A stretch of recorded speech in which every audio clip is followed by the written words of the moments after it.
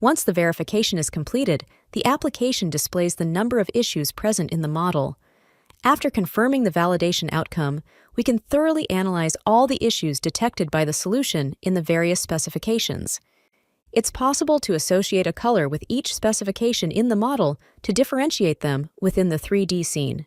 Additionally, from the section, we can view a summary of the information present in the specification and a report of the issues detected from the specification. To check the specification to which an entity belongs, it is necessary to select it from the scene and click on the Select Specification button.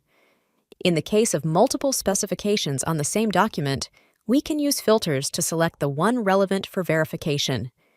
To facilitate reading of the result, we can apply various visualization styles to the queried objects, such as coloring the elements by issue code and displaying the entity with its corresponding assigned code.